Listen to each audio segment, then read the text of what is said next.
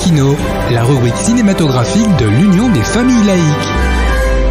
Avec Alain Defremont.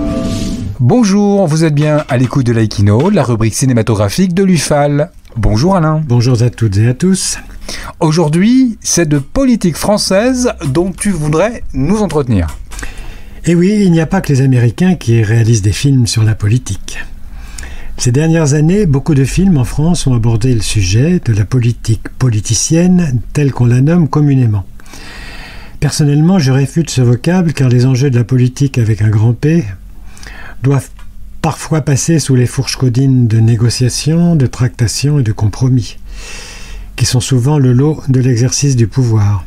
Mais il y a aussi des films sociétaux qui abordent la politique au travers de luttes sociales. Oui, par exemple les films de Stéphane Brisé, La loi du marché, En guerre et le tout récent Un autre monde. Mais je voudrais aborder ici 3 films français qui auscultent les ressorts de la politique locale ou nationale. Dans le premier registre, à la politique locale, je vous conseille 2 films très intéressants, Alice et le maire de Nicolas Pariser et le très récent Les promesses de Thomas Kruithof. Ayant moi-même exercé un mandat électif pendant plusieurs années, je me suis bien retrouvé dans ces 2 longs métrages. Alice et le maire nous entraînent dans les pas d'une jeune stagiaire qui va faire son chemin à la mairie de Lyon.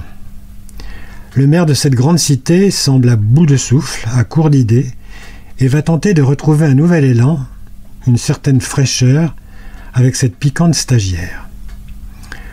Le duo Fabrice Lucchini et Anaïs Desmoustiers fonctionne à merveille.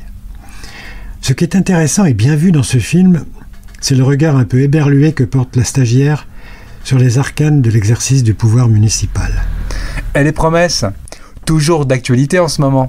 C'est un film de Thomas Kruithof avec Isabelle Huppert et Reda Kateb, tous 2 remarquables.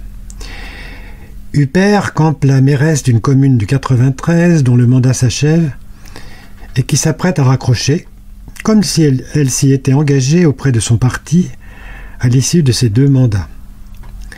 Avec son directeur de cabinet, elle voudrait arriver avant son départ à faire rénover un important ensemble de logements sociaux, très dégradés, dont les habitants sont en conflit ouvert avec le gestionnaire de ces logements. C'est une approche extrêmement réaliste de tous les enjeux du pouvoir, de tous les arcanes des décisions administratives qui régissent le quotidien des maires. Et c'est un film qui est mené tambour battant à la manière d'un thriller. Le 3e film, lui, nous fait remonter au niveau national. L'exercice de l'État, réalisé par Pierre Scholler, est sorti en 2011. Mais le sujet qu'il traite est vraiment intemporel. Le gouvernement français souhaite mener un plan de privatisation des gares ferroviaires. Bertrand, ministre des Transports, c'est Olivier Gourmet dans le film, est devant un dilemme. Ses convictions, ainsi que l'impopularité de cette mesure, le poussent à refuser la réforme, mais de l'autre côté, il doit rester fidèle au gouvernement et au Premier ministre. Les luttes de pouvoir, les tiraillements entre la fidélité à soi-même et la solidarité gouvernementale sont ici décrites minutieusement et terriblement. Je pense que ces 3 films sont vraiment utiles pour mieux comprendre la complexité de l'action politique, tant sur le plan local que sur le plan national. Merci Alain, et à bientôt.